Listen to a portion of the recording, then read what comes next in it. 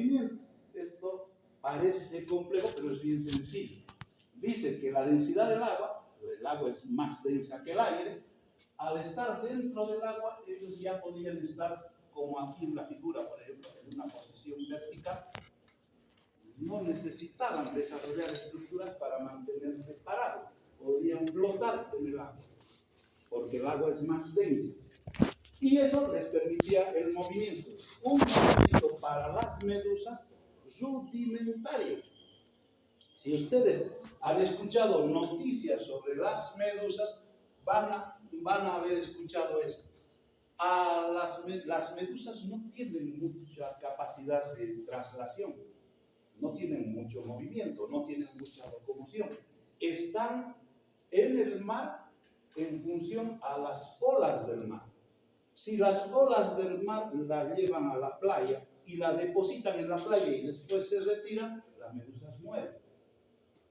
Si en esas olas del mar están las medusas y se acerca a las personas que se están bañando, son muy urticariantes y pueden producir hasta shocks anafilácticos y la persona finalmente muere. Pero no es porque la medusa quiere, sino porque se ha interpuesto en el camino que estaba siguiendo la medusa, no por impulso propio, sino por el medio marino que les estaba llevando. Entonces, estamos poniendo un ejemplo de un ser multicelular que tiene muy poca capacidad de locomoción y de movimiento.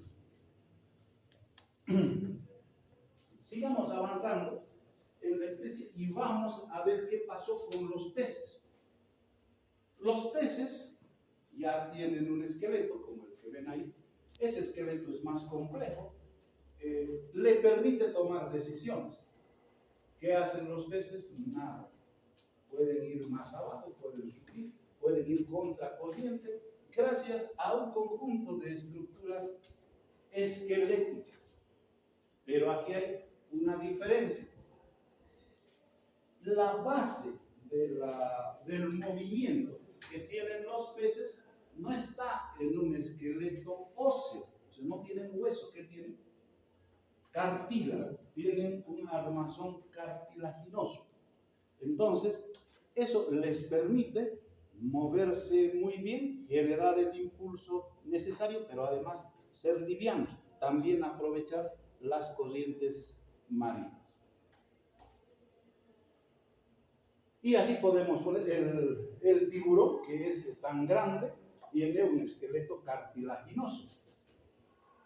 Las ballenas, que son mamíferos, tienen huesos adaptados a la vida marina. Por si acaso, las ballenas son mamíferos, sus crías maman, su mecanismo de reproducción es por parto y respiran, necesitan salir a tomar el aire. El tiburón no. Entonces, fíjense, ellos tienen huesos, pero huesos modificados y muy parecidos a los cartílagos. Dejamos ese ejemplo y nos vamos a ver entonces, resulta que cada vez aumenta más la cantidad de animales dentro del mar, dentro del océano, y de pronto la vida tiene que ir a la tierra.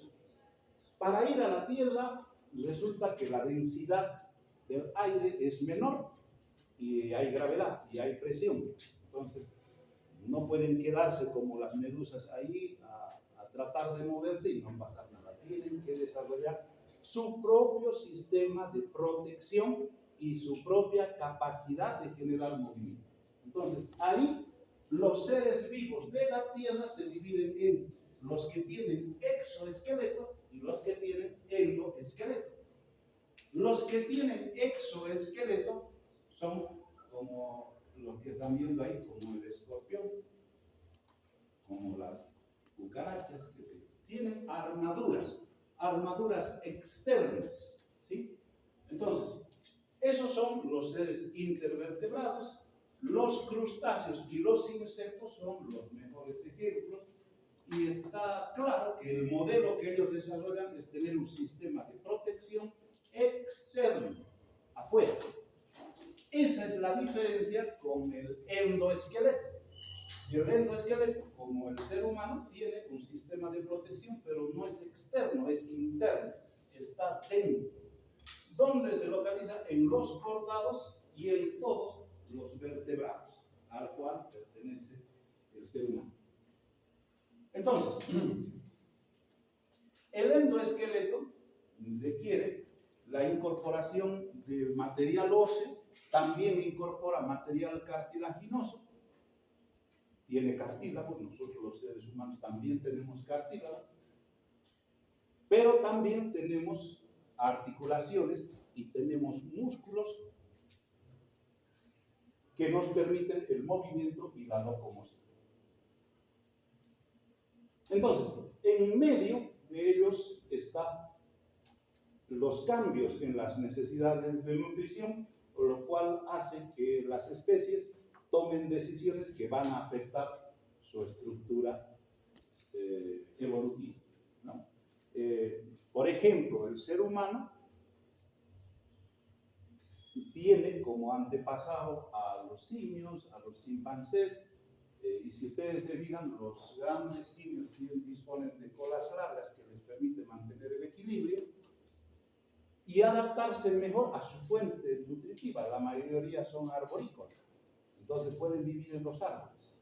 El ser humano, al haber bajado de los árboles, el haber desarrollado herramientas, ha hecho que vaya perdiendo el pelo, ha hecho que vaya perdiendo la cola, pero es el único ser que tiene bipedestación permanente.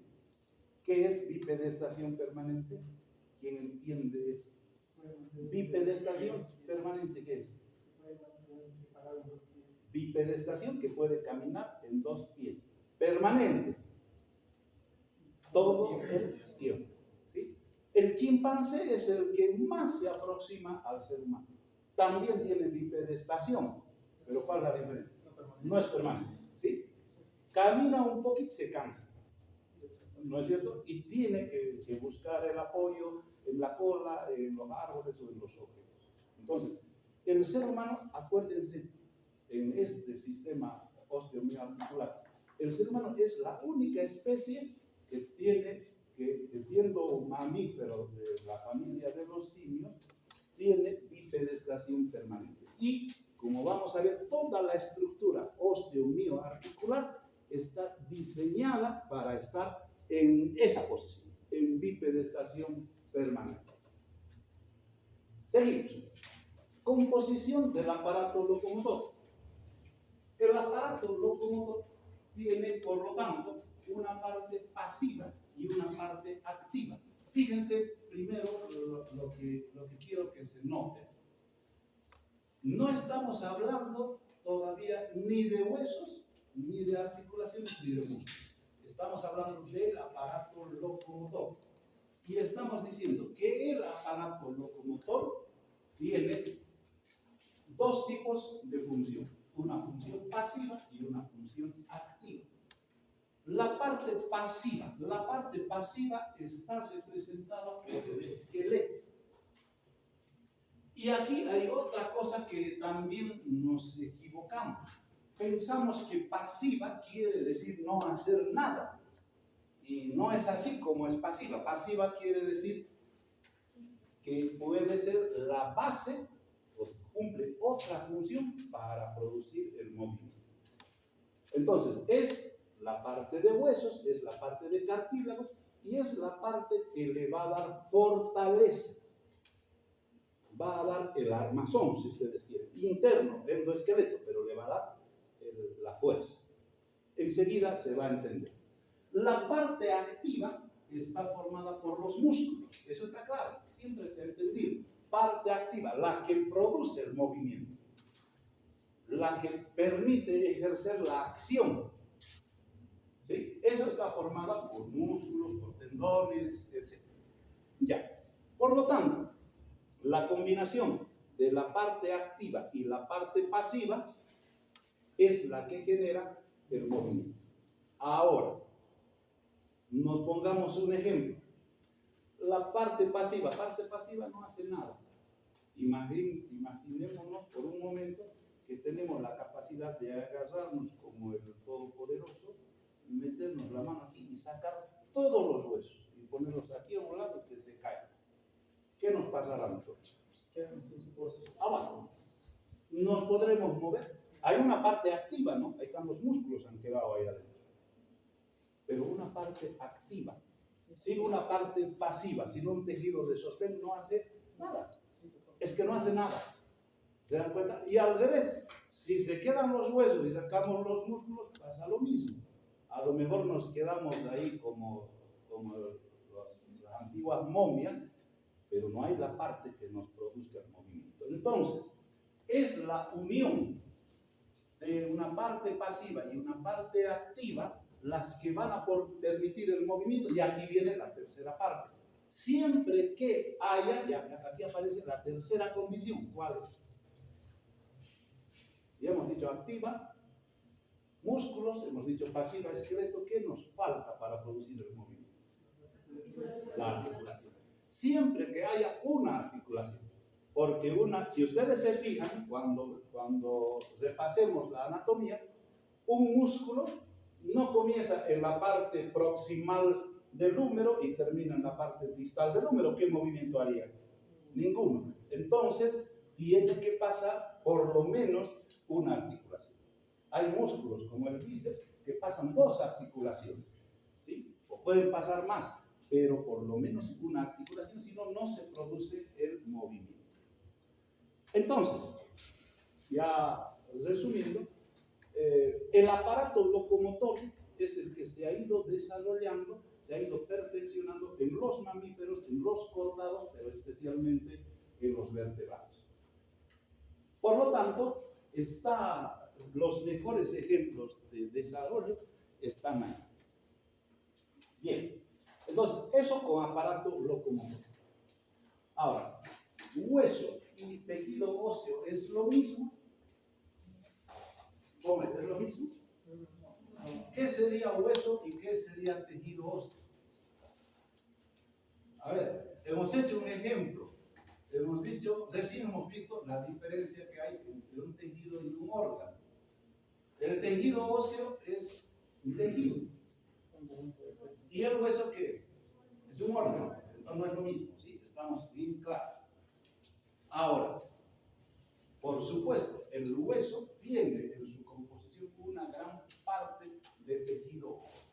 Tiene una gran cantidad de tejido óseo. En la evolución, incluso, el hueso no es, el tejido óseo es una cosa. Están los osteocitos, ¿no? Los osteoblastos, etc. Los que hacen crecer y reabsorber al hueso. Pero recuerden también que el hueso no es solamente tejido óseo, también es cartílago. Cuando estudiemos el esqueleto, vamos a poder ver que muchas estructuras óseas comienzan con un modelo cartilaginoso. Y es en la evolución en el que van pasando de cartílago a hueso. Van formando. Y entonces yo tengo en la región del esternón, tengo un cartílago aquí en la región del apéndice cifoides, es bastante cartilaginoso, igual que el cartílago del pollo, y a medida que va pasando los años se va volviendo más duro, y cuando vayan a la osteoteca, van a ver ustedes que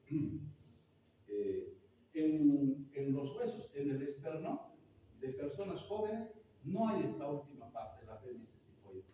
Quiere decir que esa persona murió antes de que ese cartílago se volviera hueso y se consolidara.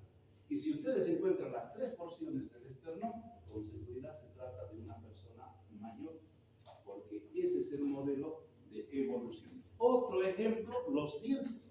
Los dientes también son parte del esqueleto, pero tampoco son tejido óseo, tienen otra estructura. Entonces, en realidad hay que hacer esa diferencia. Una cosa es hueso y otra es tejido óseo. Con el tejido óseo, entonces, quedemos, es parte del tejido conectivo. Habíamos dicho que había 4 modelos de tejido y, por supuesto,